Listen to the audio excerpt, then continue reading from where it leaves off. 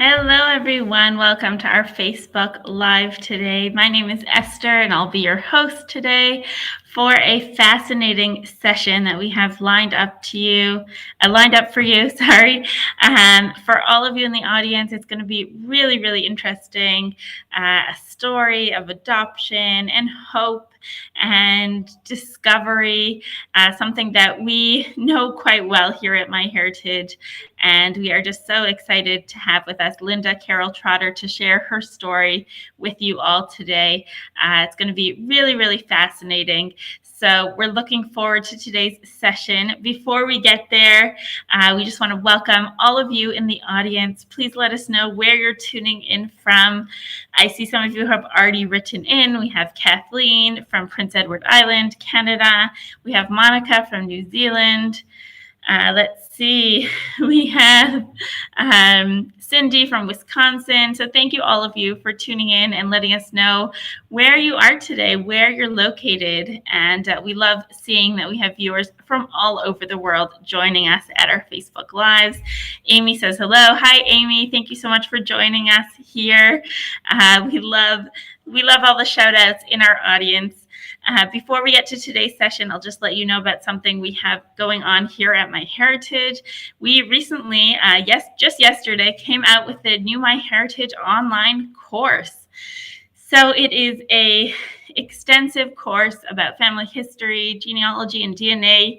It's great for beginners, but also for people who don't know MyHeritage too well and want to learn a little bit more about the system. It's a completely free online course that you could take yourself.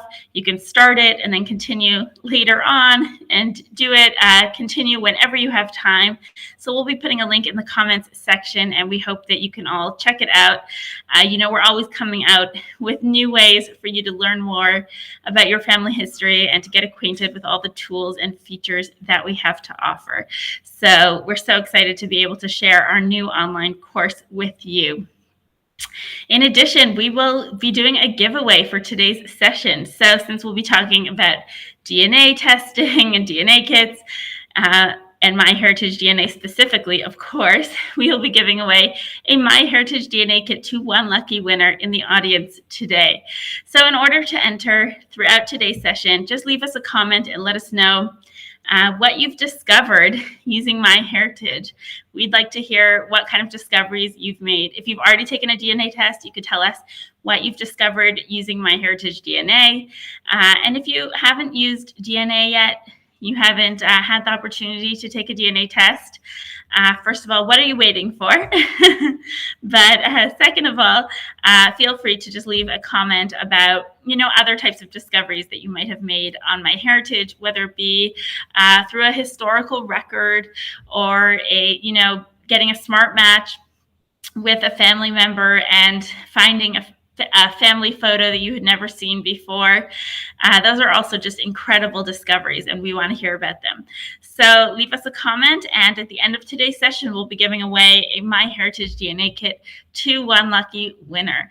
So excited to be able to give that away today. As always, feel free to leave comments and questions throughout today's show in the comments section, and we hope to be able to take some questions at the end of today's show. As well, I'd just like to let everyone know that this Facebook Live, as well as all of our Facebook Lives, are available for viewing on the MyHeritage Facebook page under the videos section. So in case you miss anything, or if you come in the middle, or if you have to leave in the middle, definitely go to the MyHeritage Facebook page, to the videos section, and you can rewatch today's show. Now I would like to introduce our speaker for today. We have with us Linda Carol Trotter. She's just such an enthusiastic speaker with such a fascinating story. So we're so thrilled to have her joining us today. Let me bring her onto the screen. Hello. Hi there. I'm in beautiful Naftakos, Greece at the moment. Thank you so much for joining us. Thank you for having me. It's a great opportunity to be able to tell everybody a little bit about my story and about the Eftychia project, which is the nonprofit that I founded a couple of years ago to help Greek Adoptees find their families in Greece.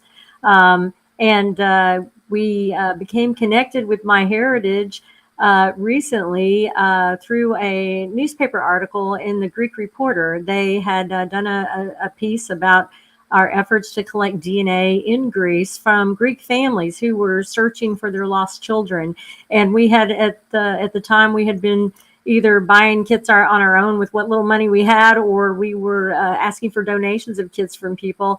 And so MyHeritage saw the article, and we had actually succeeded in connecting one lady who was adopted but remained in Greece, didn't go to another country, with her sister through a MyHeritage DNA kit.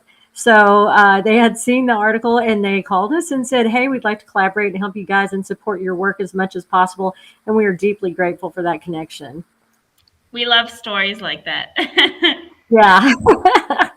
Amazing stories. So amazing. So do you want to bring up your slides? I know you have a fantastic presentation prepared for all of that. Let me put on my eyes so I can see what I'm doing. Sometimes it's a little difficult when we start to get older. Our eyes kind of go crazy with us. So here we go. Let me bring this up. All right. There it is. I called this my big fat Greek adoption because, of course, everybody's familiar with my big fat Greek wedding. And so that's how we'll begin. And this basically is a journey I never really intended to take. I said for years I had the best parents. I was a happy child. I had a wonderful childhood. My parents were basically saints on earth. Nobody was closer to their biological children than my parents were to me. And no one was more blessed than I was when I was adopted by them. This is me at 4 months of age. My Greek name is Eftychia, which means happiness, which is, I love my Greek name. And this was the first picture my parents received of me as a baby. This is a municipal, in the middle is a municipal foundlings asylum where I came from. And also that's my parents, James and Ruth Forrest. And I arrived in the U.S. at the age of 8 months aboard KLM Flight 681 from Royal Dutch Airlines. And was able, I still had my child ticket from the airline trip. My dad had saved the ticket. I think it was only something like $238 $238.60 for a one-way ticket from Greece. I mean, people would love to have a ticket that cheap now. And then this is my arrival card also on this page from the passenger list. So I was able to get that, and that was really kind of cool to be able to see that. And I came over as Eftychia J. Forrest. They always give you like your father's middle initial for some reason in Greece. That's women are forever known by their father's name. It's kind of important in the story for us to understand about these international adoptions in the 50s and 60s. They really weren't regulated. The overwhelming majority were done by proxy, which means that a foreign lawyer served as the proxy for the adoptive parents in court, and they went to court and did all of this for the parents without the parents ever having to appear or cohabit with the child for any period of time before the adoption was granted. And in some cases, because there wasn't any real oversight by either the Greek government or the American government, parents in their 50s or parents with problems that would have precluded them in the U.S. from having being able to adopt a child, like alcoholism or mental illness, didn't apply in this case. They were able to adopt these children with little or no oversight. And I was very fortunate in the parents that I received. Some of my fellow Greek adoptees were not. And one fact that's been kind of lost in all of this is that we were one of the first large groups of foreign children to be adopted in mass by American parents to the United States. Everybody knows or is familiar with the Vietnamese, the Chinese, the Russians, the Romanians, the South Koreans, but we were one of the largest groups of children to be adopted early on. And so we've kind of been forgotten a little bit. There are probably close to 4,000 of us in the United States that arrived in the 1950s and the 1960s from Greece. I was adopted to San Antonio, Texas. My parents had to go to Hobby Airport to pick me up in Houston because they didn't have an international airport in San Antonio, even though they had 4 Air Force bases. So there were about 70 plus children that were adopted to San Antonio at the time. And they were actually, and these pictures you're looking at right now are this is my mom receiving me right after she received me from the airline stewardess. And that's one thing I want to tell you guys, that this was the most appalling thing to me. And it stood out to me my whole life was that nobody from the orphanage accompanied me and two other young children that had been adopted from the orphanage. The KLM flight attendants took care of us on the plane, so we didn't have a social worker or anybody like that. But this is from the day that they received me. Um, so you might wonder like how my parents found out about Greek adoptions.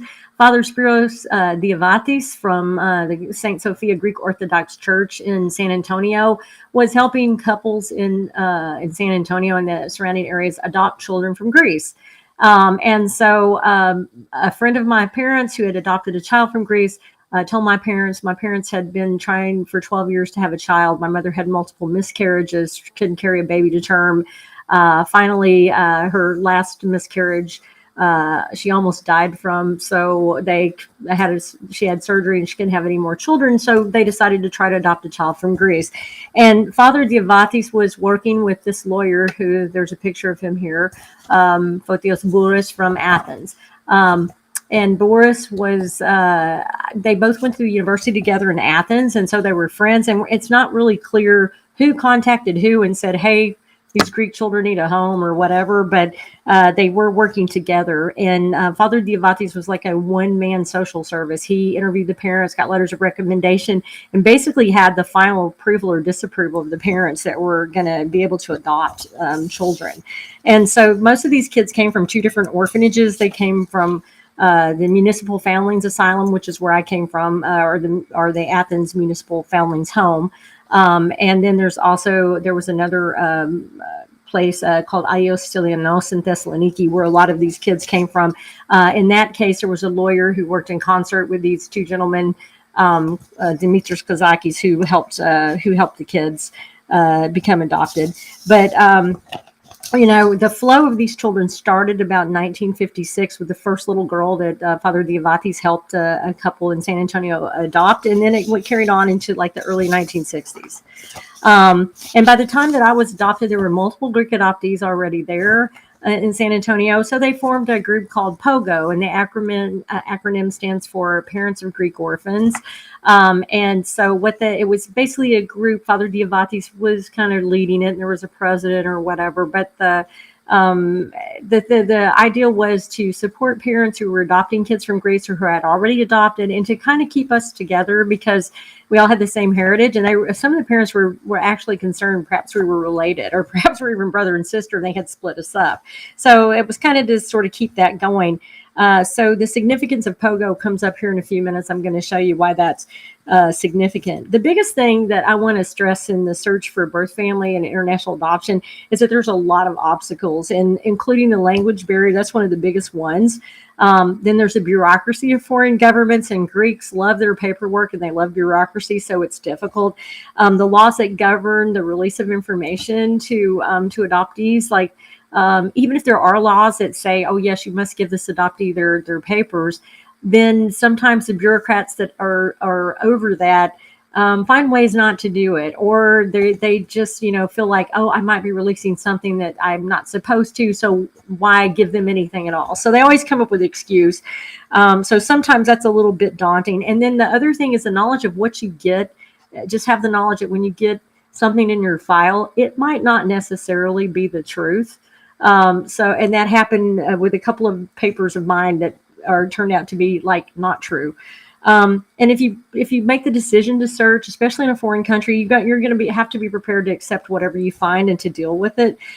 There's no way of knowing if your birth family is ever looked for you, or if you were kind of the dirty little family secret, because sometimes families, a birth mother may not want to have anything to do with an adoptee. So you have to be prepared for stuff like that. I have found in most cases when the birth mother doesn't want to see the adoptee or meet them, generally there's someone else in the family who does. There might be siblings, there might be cousins, aunts and uncles, somebody who does. So in most cases, it's not a total wash. It's there are family members that do want to know you and want you to be part of the family. And the third thing I have to say is I have a disclaimer for my whole story. It's my results are not typical, kind of like those weight loss commercials. So I found my family in 3 months' time. which is incredibly fast. And when I have friends who are adoptees who've been searching for 15 to 30 years and, haven't found anything. So I was, and I attribute it all to divine intervention because I can't explain it any other way. So I wasn't one of those adoptees who felt like there was a hole or that I was missing something, some piece of me was missing because like I said, I had wonderful parents. But when they both passed away within 2 years of each other, my dad in 2015 and my mother in 2017, then I began to feel alone and like I didn't have anybody because I was an only child. My parents were, I was later to find out that my father was 16 years older than my biological mother, and my mother was 11 years older than her. So my aunts and uncles were all older. They had already passed away. I had cousins that were even older, and I was only close to a few of them. So I felt alone and felt like the only family I had in the world were my children, or at least my biological children were the only blood relatives that I had. So, and for years I felt like there was no one to find because the lawyer told us that I was a premature baby. I weighed 4.5 pounds. I had gone straight to the hospital after I got out of straight to the orphanage after I got out of the hospital, and that my mother had died in childbirth. So I didn't figure there was a mother to find. So when I started to look, I wasn't looking for a mother. I was looking for a family. And I had no idea where to begin, but I did have some papers, and I'll show you some of these. This is the attestation from the orphanage that said that I was a foundling of unknown parents. My name was Eftychia. I was born on February the 13th, and my parents had adopted me. And I also had a Texas birth certificate because since my parents weren't given a Greek one, they gave me a Texas birth certificate that said I was born in Athens, Greece, and that my parents were my adopted parents. But I later found out I wasn't even born in Athens. So you never know. Sometimes documents are not correct.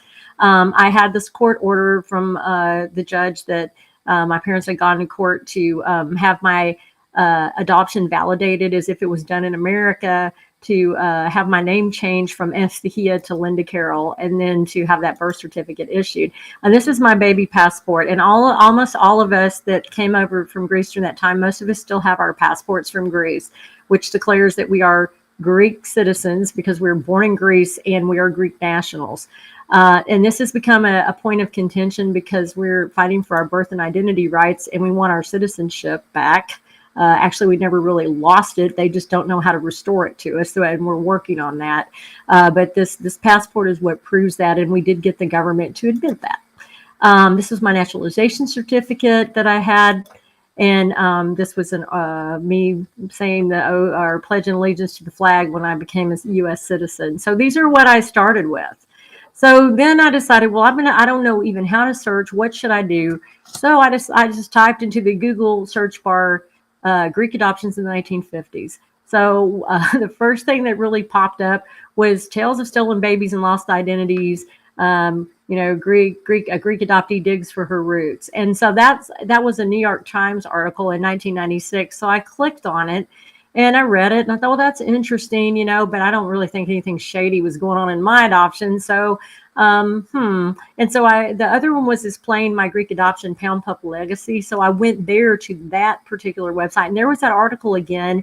But there were all these comments attached to it from people who were either looking for their family or families looking for them. And so there's the New York Times article. And then here's the comment. I went down about 7 comments and the word pogo leapt out at me. And so I told you about pogo. And I thought, well, only somebody from San Antonio would know about pogo. And it turns out the person who wrote this comment was the son of the Greek priest who helped my parents adopt me. And what are the odds that that's who left a comment on this page? So he had an email he had left there. And it was, I think the comment was a couple of years old at the time. And I'm thinking, I wonder if that's even still his email. So I thought, well, I'm going to take a chance and I'm going to email him. So I did. He didn't really know much about what his father did because he was like 12 or 13 years old at the time. But he had someone, a professor, contact him who was doing some research on the Greek adoptions. And he said, I don't really know much, but maybe she knows something. So maybe you should email her. So I thought, okay, I'll do that. It was nice to get in contact with her as she was a wealth of information. And she had a form from the orphanage where I could request my records. And once the form was completed, you emailed it. So this is the form that we filled out. She mostly did it because it was in Greek. I didn't know any Greek at the time. I mean, the only word I knew was like opa. So that was it. So we filled it out. I filled out my part of it, and then we emailed it. So it generally takes about 3 to 4 weeks late, to get the records back. She told me not to get my hopes up. That many adoptees before had only gotten like half a page of information on the ledger sheet where they were admitted, saying how, what they weighed, what their condition was, and all that kind of stuff. If there was a note with them, and that was it. And what they had on, the clothes they had on. And I thought at this point, I'd just be happy if I knew what I was wearing at the time, because that was more than I knew now, which I set my expectations way too low because, oops, what did I do? I think what did I do? I clicked on the wrong thing, evidently.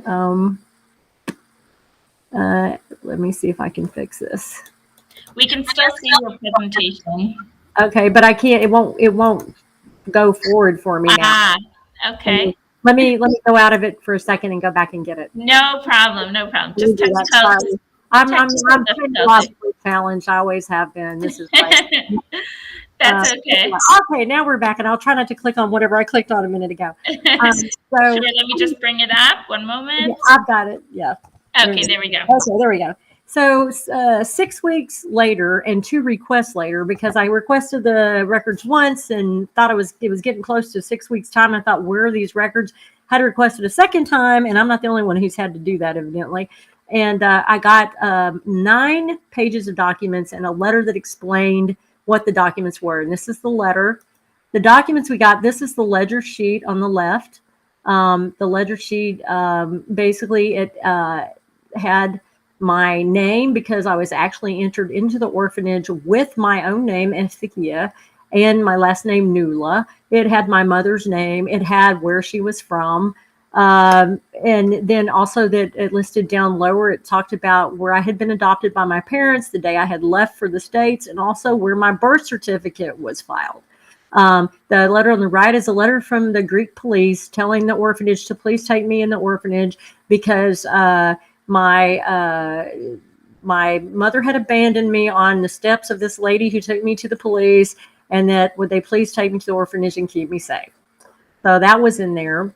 Then also there was the note that was attached to me, the yellow, it looks like a Post-it note almost. It's about the same size, yellow note. It said that I was born on February the 12th. I was actually born on the 13th of February, but somebody had written the wrong date. So when I first got this, I thought, oh, good, I get to celebrate 2 birthdays now. And then it also says she's been baptized and she's called Eftychia. So I had already been baptized, and this note was pinned to me when I was taken to the orphanage. These were 2 other things with the orphanage trying to contact to try to find evidently my biological mother to get her consent. They wrote a note to the police at a station near her home in Stranoma, in the village where she's from. And then also there was a letter from the police saying they went and asked permission, and she had given her permission for me to be adopted. So that's what they said. And then this is just simply the Greek adoption decree. So that's the papers I had when I started, once I got my things. And so I didn't really know how to speak any Greek, read or write Greek. And so I sat there for an hour with the Greek alphabet trying to decipher any of this. And it was kind of funny because I made the feeble joke to my husband, it's all Greek to me, Bob. And Greek, I didn't realize at the time, doesn't really translate literally to anything English. So we had nothing but a bunch of gibberish when I finished after about an hour. So we sent this to the professor. She translated and did a synopsis of the documents. And included in the synopsis was that my mother's name was Eftychia Nuli. It's actually Nula, but it was spelled wrong in the papers. And that was from the village of Stratomy near Nathpaktos. And it was discovered later in the papers that my village had been spelled as Stratomy, Stranomy, and it's actually Stranoma. And then my last name was spelled as Nula, and Dula. It was spelled a bunch of different ways. So we finally determined that my last name must be Nula and the village must be Stranoma because that's the only one that was anywhere close to the other two. So we found a lady on Facebook that was named Maria Nula. We sent a polite note to her to ask if she knew of my mother. And then a couple of weeks later, on May the 31st of 2017, I got an email from the professor that would basically literally change my life. And basically, she said, fasten your seatbelt. I spoke to your cousin, Konstantinos Nulis, who's the president of the village council of Stranoma. Well, I immediately started to cry because, like, oh my gosh, I have a cousin. And then the next sentence, I really started to cry. He told me that Hadiklia Nula is alive and well at the age of 80, and that she had married, that she had never forgotten me. I was her only child, and that there wasn't any real secrecy surrounding my birth and adoption because most people had known that I had at least been taken to the orphanage. They just didn't know what had become of me. So then in the bottom corner there, that's a picture of me with the village president when I finally got to meet my cousin Konstantinos. So that was kind of fun at the time to be able to meet him later. But this email literally changed my life. So after that, things kind of moved really, really fast. When she had found that, and the way we found her was really pretty amazing. She had actually, I asked her, well, did you find my mother through this Maria Nula? And she said, no, she never answered. And then on one of her, she was in Greece at the time, and she met a lady named Angeliki who worked in an archive, who had heard my story and that I was looking for my mother. And she said she'd like to help find my mother. And so they were able to call Nafpaktos to find, to see if they could help. And the people in Nafpaktos said, well, we could help you, but the people in Pileni, which is closer to Stranoma, they could help you. Let me give you the number. Call them. They called the man in Pileni, and he said, when they explained to him what they wanted, he goes, oh, I know Konstantinos Nulis, the president of the village. I'll just drive over there and ask him. So he did. He drove there to ask, hey, there's a lady looking for her family, her biological family from America. She was adopted. She says her mom's name is Hadiklia Nula. Is that one of your relatives? And he said, oh my God, that must be Eftychia, her lost daughter, looking for her. So they actually remembered who I was. It was great to know that my family had basically never forgotten me. So the fact that all these coincidences added up together, it's just very, very moving that all this happened. So I found out my mother had a brother and 3 sisters. They were all living. I had 12 first cousins, and they're big families. And so on June the 8th, they had organized a phone call. Somebody in the village had organized a phone call with a translator with my mother for the very first time. And after my husband had videoed the phone call, and after the phone call, he said, we were both in tears. And I said, part of me wants to get on a plane and go see her right now.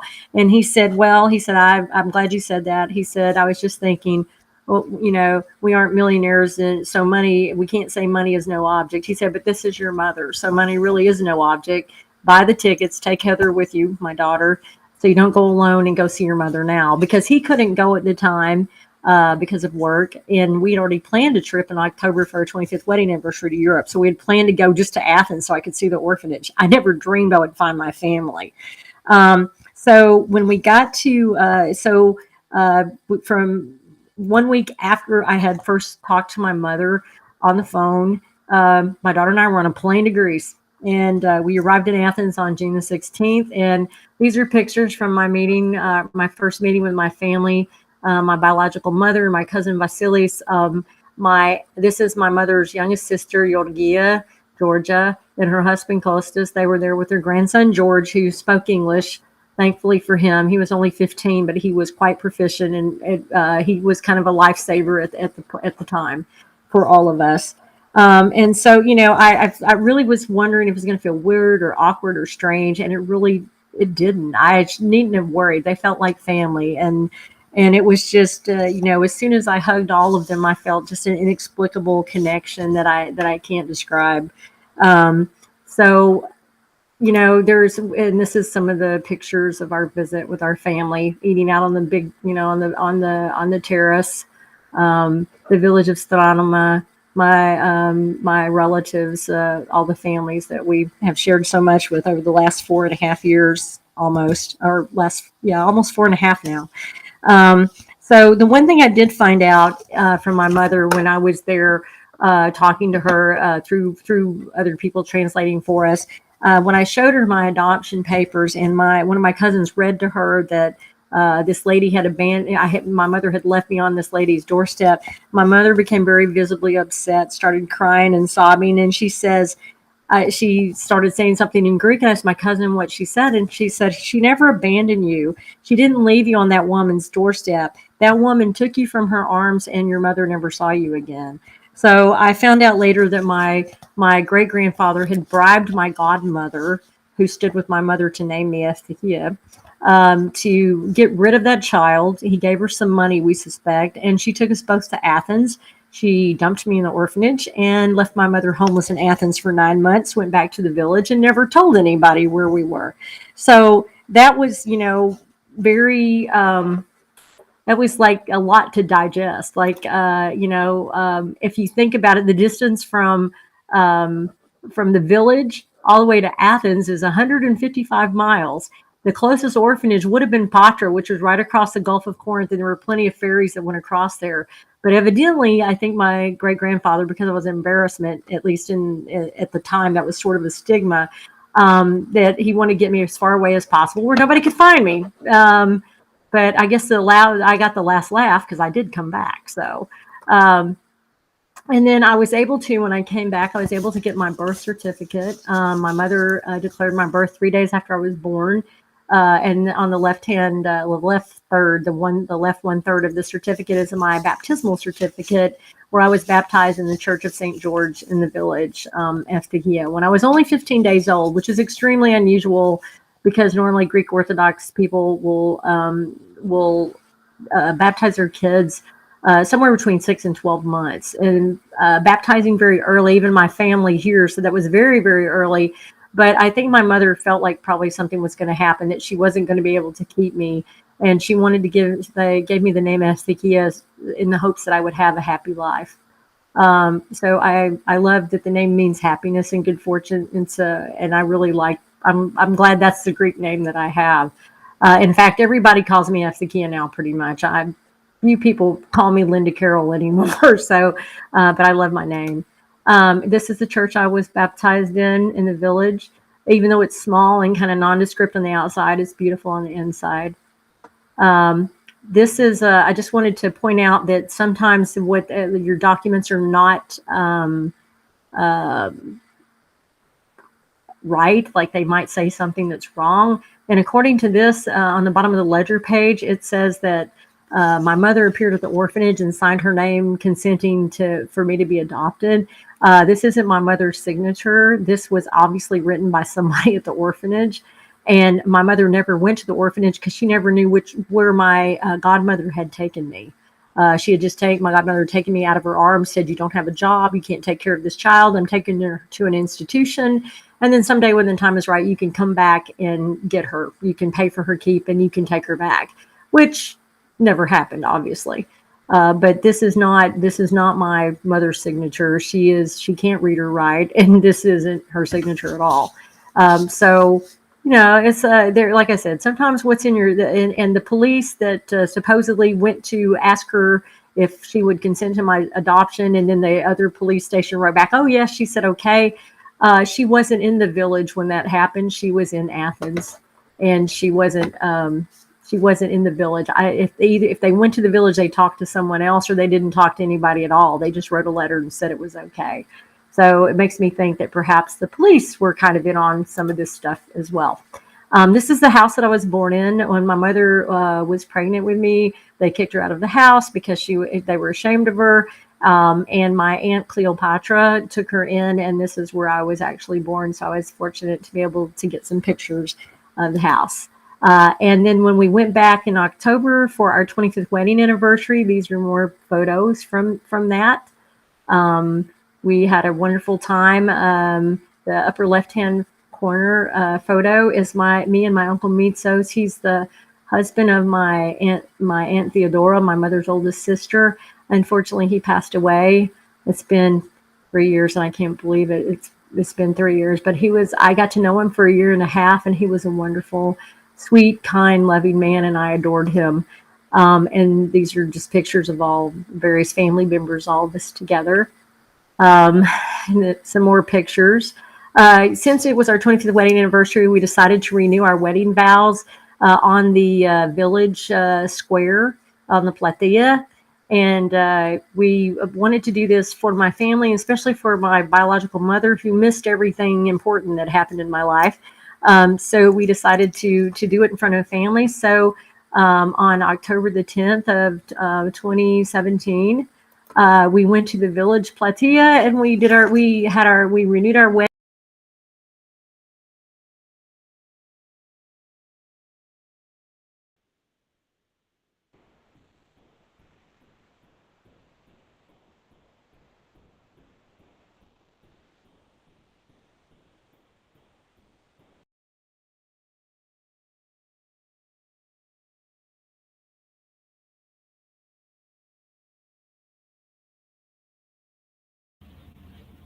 Oh, it looks like we have lost Linda. I'm sorry about that. I don't know where she has gone. Hopefully, she'll just jump right back on.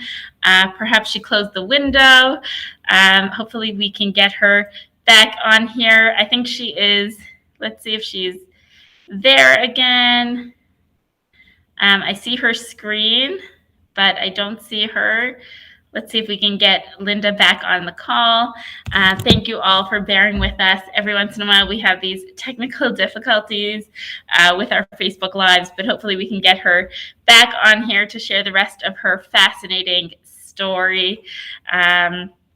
I see so many comments here in the comments section. So just a reminder for anyone who would like to win a MyHeritage DNA kit, just leave us a comment there about your discoveries that you've made using MyHeritage. Oh, I think we have Linda Carol back here. Hello, are you there? Let's see. I don't think it's working exactly yet. I thought we had her here joining us. Let's see if we can get her back in as soon as possible. Get Linda Carol back up, and hopefully we can finish this amazing story. I see Dorothy wrote here, this is a most amazing story. It really is just such an incredible, incredible story. I see Linda Davis wrote, watching in Idaho today, sad situation and not all that unusual for the time, but a wonderful ending. Very, very happy. Oh, there we go. We got you back.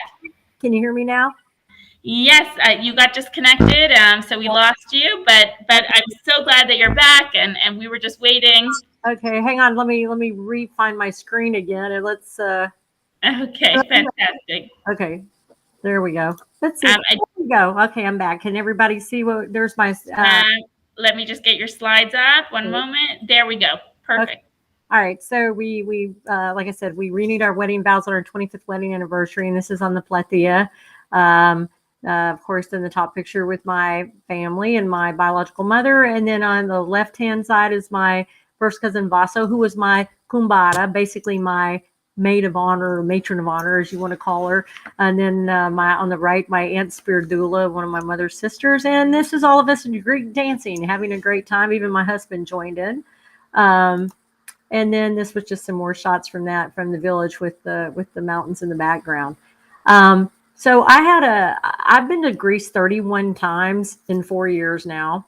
I come every other month. I've fallen in love with Greece. From the first time I set foot on Greek soil, I didn't want to leave, and I loved it. So I wanted other adoptees to feel this same emotion, and to feel what I feel for Greece, to feel the joy and the sense of closure and peace that you get when you reconnect with your heritage, with your roots, with your language, with your culture. So with that in mind, with some like-minded friends, I founded a nonprofit, a 501c3 nonprofit in the U.S. called the Eftychia Project. I didn't name it after myself. I named it because Eftychia means happiness. So we're essentially the happiness project. And we started out basically just helping Greek adoptees to help find their roots, to facilitate their searches and to give advice and guidance. And then we've morphed into to helping Greek families who are searching for their lost children. So we're a 501c3. We assist and support free of charge. We don't charge anything. Greek-born adoptees searching for their roots and Greek families searching for their lost children. We never ask a Greek adoptee or Greek family who has requested our assistance for money or donations of any kind. We provide advice and facilitate searches for and reunions with biological family, as well as we do provide post-union and ongoing support. We began our DNA kit distribution program, in which we distribute kits for free to families in Greece and adoptees with financial need last August 2020. And we have already had success reuniting the lady I mentioned earlier with the My Heritage kit. And we have had people get some close cousins and other things that are helping to try to find their biological families. We also, one of our biggest things that we're doing right now, we advocate on behalf of all Greek-born adoptees with the Greek government for transparency, unfettered access to our adoption, orphanage, and birth records, a DNA database, a collaborative one, because we've kind of already started one with My Heritage, because we have almost 100 DNA kits that we've given out that we have on our database with My Heritage. So we're trying to get the government to collaborate with us on that. And then most importantly, Greek citizenship for all Greek-born adoptees. So we're working on all of that. The Eftychia project is also starting a volunteer program. So we have a lot of need for people who have expertise in genealogy, family trees, and looking at DNA, because there's 4 of us on the board of directors. We're all Greek-born adoptees, and we all try to help adoptees as much as we can, but we need more help as far as like people that have some time and they'd like to donate their time to help some of us look at people's family trees and try to put those things together for them. So this is our contact information. So if you'd like to be a volunteer, or if you need help, if you're an adoptee looking for family, or your family looking for someone, and you'd like to connect with us, this is our contact information. Also, the one thing I'd like to leave you with before I finish my part of this. If you really want to know a lot about these adoptions and how all this happened, you can go to our YouTube channel and you can watch The Lost Children of Cold War Greece. All of the adoptee interviews are in English, but there are English subtitles for the Greek portions. So it's a wonderful documentary, very well done by Alpha TV, by one of Greece's most prominent investigative journalists, Sophia Papaioannou. So I hope you guys will go to our YouTube channel and watch that. We also have other videos that you may be interested in as well. And so that comes to the end. This is to telos, which is the end. And Efharisto Poli. Thank you very much for listening today. And I'll turn it back over to Esther. And if we have any questions, I'll be glad to take some. Okay, what a story. What a story, Linda Carol. Thank you so much for sharing it with us. And I think everyone in the audience is just so touched to hear about your journey. And of course, it's just an amazing story of discovery, and with just so much good fortune along the way, which is just so lucky for you and your family. And so my question, I guess, was, what advice do you have for adoptees that maybe aren't as lucky as you and don't have success as early on? What do you suggest for them? Well, we tell everybody don't give up, because that's extremely important. There's hope is the one thing that you always have. So we have a lot of things that we tell adoptees to do, but the most important thing we tell them to do, and we tell all of them to do, is do your DNA, because the more people that we get into that database, and we're trying really hard on the Greek end we drive all over Greece taking DNA kits to people. The more people we get in that database, the better off we're all going to be. So we encourage all of our adoptees. And it's funny, there are some adoptees who have been putting it off for a long time. And I urge them, don't put it off. Do it today. Like, if not today, then when? Do it now, because DNA is sometimes the only tool that some adoptees have. People have searched for a long time without success. People that have very little paperwork. I had plenty of paperwork to lead me right back to my family, but not everybody's that lucky. So, DNA, do your DNA. That's the biggest advice I can give. And I know So my heritage has great sales, because I think recently it may still be on for like $59. So I mean, that's a great deal too. So do your DNA. It's a very important thing to do. yeah, we often have DNA sales, and of course, it's always good to watch out for them, and like you said, to test yourself, test your whole family. As many family members as you can is always recommended. Let's see. I see a question here. Nicola asked, can you tell us something about the new MyHeritage online genealogy course? So for anyone who's asking, I put a link in the comments section. You can check it out. All about a link to a new blog post, all about the new MyHeritage online course. So make sure to check it out. In addition, let's see. We had a question here about MyHeritage. When will MyHeritage digitize more Greek historical records? So we do have some Greek historical records on MyHeritage, and we are adding new historical records every single day. So it's always good to stay tuned to what we post on the blog, the MyHeritage blog, blog.myheritage.com, and and just enter your family tree on MyHeritage, and hopefully you'll get updated if you have any matches, record matches with any of our historical records, and that'll happen even as we continuously add historical records to the system. Let's see. I just see so many nice comments here. Linda Carol, Liana said, "What a wonderful project that you created to help others." Let's see. Just so many great comments. I saw Here. some comments when they were saying where they were from earlier, and somebody is from Murfreesboro, Tennessee. Well, when I'm in America, I live in Franklin, Tennessee, which is like 45 minutes away from Murfreesboro. So I thought that was cool. And then somebody from Austin, Texas, and of course I grew up in Texas, so I was kind of like, oh wow, these are like just like people I know. So I thought that was good. And about the genealogy course, I just recommended that to one of the people that we did DNA for. Maybe a couple of trips ago, and they haven't found anybody real close, but they have like a second cousin, so that's helpful. I told them about the genealogy course, because I think I'm going to do it too, because I might learn something that I don't know, and I'd like to know as much as possible, so I can, when people ask me questions about DNA and the family trees and genealogy, I can at least answer maybe perhaps a little bit more in depth than what I can do now. So I recommended that to her, because I feel some of these Greek families, the people that contact us, a lot of them do speak English, so they'll be able to do the course. And I've recommended it to several people, actually, because I think that's important for them to get a feel for what's a second cousin once removed, because people don't know. It's those relationships are difficult. So Yeah. trying to explain those, try explain it to somebody who doesn't speak English. It's kind of hard.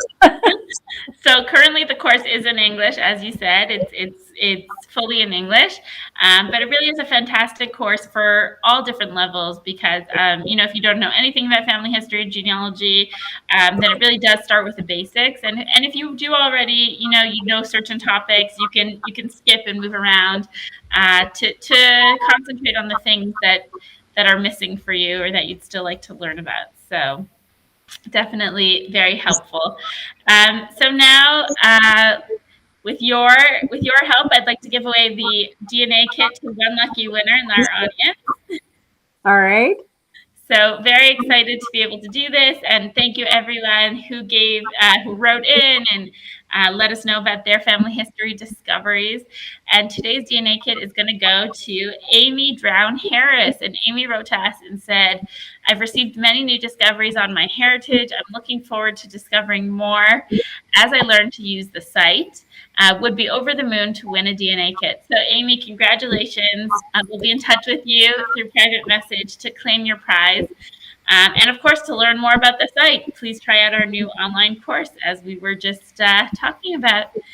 So, Linda Carol, thank you so much for joining us today and for sharing your heartfelt story. It was just, we love hearing stories like this where we just feel so enraptured with the emotion, and just the way you're paying it forward to others is just so special. Well, it's something I learned from my father. My father told me when I was very young, hey, and he called me Squirt. That was my nickname. And he said, Squirt, you have one job in this life, and that job is to make the world a better place than you found it. And if you have talents and resources that can help somebody, and that helps you to make the world a better place, then that's what you should do. And this is something I can do because I'm in Greece all the time. It's like it's just something that started out, oh, I'll get a few documents for somebody, or I'll run down an address or a lead or something. And it kind of morphed into the Eftychia project, but it's something I can do. And if everybody would do just one thing that they can do to help somebody else, the world would be such a much nicer place. And so this is just my way to honor in a lot of ways, my father, because he was a person who helped a lot of people, and didn't get, he wasn't flashing, he wasn't fancy, but he did that, and he passed that on to me, that you should help your fellow man if you can, and this is something I can do. So I'm happy to do it. I'm sure he would be very, very proud, because you really are leaving this world a better place than you found it. So thank you so much for sharing your story with us. And thank you, everyone. Thank you, everyone in the audience, for joining us today. And Linda Carol, we hope to hear from you again soon. And we hope that everyone has a nice day out there. So thank you.